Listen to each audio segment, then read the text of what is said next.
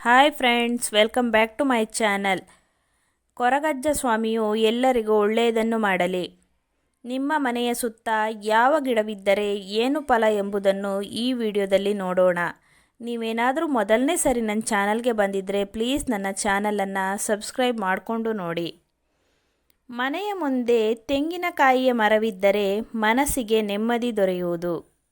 ಕಲ್ಪವೃಕ್ಷವೆಂದು ಕರೆಯಲ್ಪಡುವ ಇದರಿಂದ ಸಮಾಜದಲ್ಲಿ ಮನೆಯ ಸದಸ್ಯರಿಗೆ ಗೌರವ ಮತ್ತು ಮರ್ಯಾದೆಗಳು ದೊರಕುವುದು. ಮನೆಯ ಮುಂದೆ ಪಾರಿಜಾತ ವೃಕ್ಷವಿದ್ದರೆ ತಾಯಿ ಲಕ್ಷ್ಮೀದೇವಿಯ ಅನುಗ್ರಹವಾಗುವುದು. ಆ ಮನೆಗೆ ಎಲ್ಲವೂ ಶುಭವಾಗುವುದು.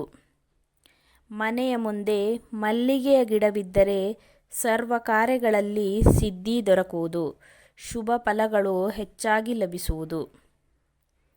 ಮನೆಯ ಪೂರ್ವ ಅಥವಾ ಈಶಾನ್ಯ ಭಾಗದಲ್ಲಿ ಬಾಳೆ ಗಿಡವಿದ್ದರೆ ಮನೆಗೆ ಸುಖ ಮತ್ತು ಸಮೃದ್ಧಿಯನ್ನು ತರುತ್ತದೆ.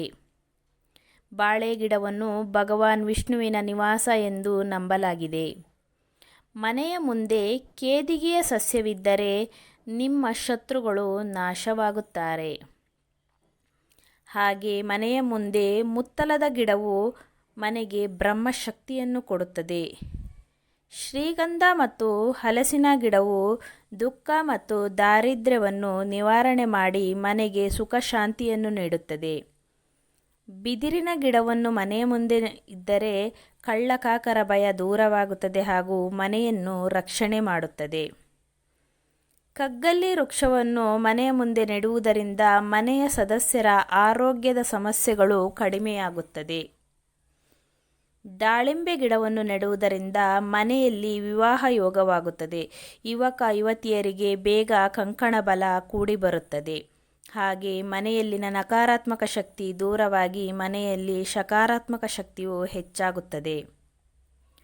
ಮನೆಯ ಮುಂದೆ ಅಶೋಕ ಮರವಿದ್ದರೆ ಆ ಮನೆಯಲ್ಲಿ ಸುಖ ಶಾಂತಿ ಎಂಬುದು ಯಾವಾಗಲೂ ನೆಲೆಸಿರುತ್ತದೆ. ಮನೆಯ ಮುಂದೆ ಬಸರಿ ಮರವಿದ್ದರೆ ಯಜ್ಞ ಮಾಡಿದಷ್ಟೇ ಪುಣ್ಯ ದೊರಕುತ್ತದೆ. ಹೀಗೆ ಮನೆಯ ಸಮೀಪದಲ್ಲಿದ್ದರೂ ಕೂಡ ಇದೇ ಪುಣ್ಯ ದೊರೆಯುತ್ತದೆ. ಬೇವಿನ ಗಿಡವಿದ್ದರೆ ಆಯುಷ್ ವೃದ್ಧಿಯಾಗುತ್ತದೆ. ಸೂರ್ಯನ ಅನುಗ್ರಹವಾಗುತ್ತದೆ. ಆರೋಗ್ಯದ ಸಮಸ್ಯೆಗಳು ಕ್ರಮೇಣ ಕಡಿಮೆಯಾಗುತ್ತವೆ. ನೇರಳೆ ಹಣ್ಣಿನ ಗಿಡದಿಂದ ಕುಲದ ಗೌರವ ಹೆಚ್ಚಾಗುತ್ತದೆ. ಸ್ತ್ರೀ ಸಂತಾನ ಬಯಸುವವರು ನೇರಳೆ ಗಿಡವನ್ನು ನೆಡಬೇಕು ಎಂದು ಶಾಸ್ತ್ರಗಳಲ್ಲಿ ಹೇಳಲಾಗಿದೆ. ಹಾಗೆ ಮನೆಯ ಹತ್ತಿರ ಬಿಲ್ವಪತ್ರೆಯ ಮರ ಇದ್ದರೆ ಅಪಮೃತ್ಯು ದೋಷ ನಿವಾರಣೆಯಾಗುತ್ತದೆ. ದುಃಖ ದಾರಿದ್ರ್ಯಗಳು ನಿವಾರಣೆಯಾಗುತ್ತದೆ. ಮನೆಯ ಹತ್ತಿರದಲ್ಲಿ ಅರಳಿ ಮರವನ್ನು ಪೂಜಿಸಿದರೆ ಎಲ್ಲ ಪಾಪಗಳು ಪರಿಹಾರವಾಗುತ್ತದೆ. ಹಾಗೆ ಮನೆಯ ಹತ್ತಿರ ಗುಡ್ಡದ ನೆಲ್ಲಿಕಾಯಿ ಗಿಡವನ್ನು ನೆಡುವುದರಿಂದ ಸಿರಿ ಸಂಪತ್ತು ಲಭಿಸುತ್ತದೆ. ಇದರ ನೀರನ್ನು ಕುಡಿಯುವುದರಿಂದ ರೋಗಗಳು ನಿವಾರಣೆಯಾಗುತ್ತದೆ. ಈ ಮಾಹಿತಿ ನಿಮಗೆ ಉಪಯುಕ್ತ ಎಂದೆನಿಸಿದರೆ ವಿಡಿಯೋಗೆ ಒಂದು ಲೈಕ್ ಮಾಡಿ. ನನ್ನ ಚಾನಲನ್ನು ತಪ್ಪದೇ ಸಬ್ಸ್ಕ್ರೈಬ್ ಮಾಡಿ.